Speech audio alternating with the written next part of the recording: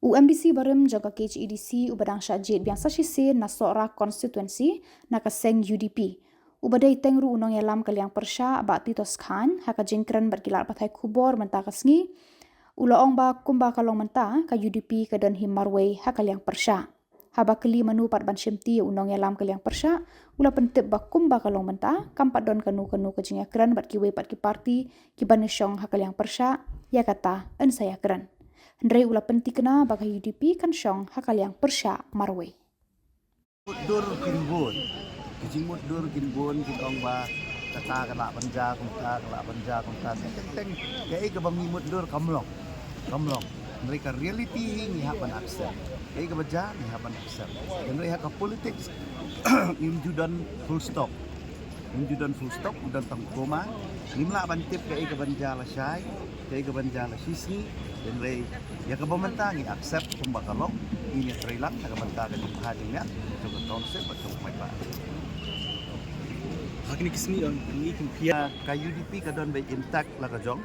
Namar ba nagaliang joki NPP bat kiwe ke MDC menil gila ya kendo gila ya form la kajong ka group dan re yang mentai ki padon kan ka jing keren. Dan re let's say yo kadon ka jing keren hadian habut ya kata ngam patang ong. Dan re yang mentai kemut kum ki UDP sidang don intact. Imbal kembali baka UDP ketam na berat di opposition. Kepencit mati ya kata haduk mentang impat ya keren ban kalian kadongar empat kuai ban ya keren kata lamar kumbang ong mene ka kam CM lu padep kam Sherman lu padep si endap shot ini si keren ke LO ke de last part ha ba Sherman ki kam no ka option ko basa teng ni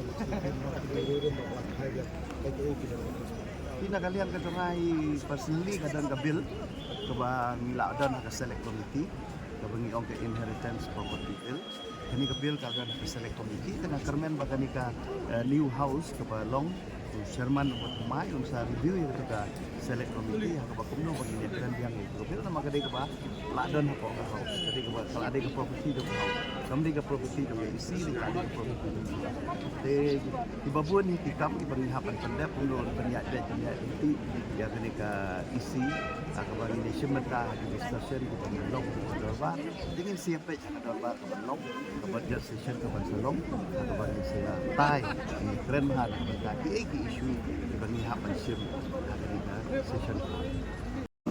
It's a normal situation where people are in favor of the new party, and there is also maybe the lack of concentration from the candidate, and maybe there's a combination of others party, as I have said, that they want to target one party, but they cooperate together how to target another party. You are the largest party in the opposition, so you will be the next leader of opposition. We will not discuss right now about the NEHU because the election of CM and the election of chairman not yet completed. So let the first part be finished, then we will not rush now for NEHU.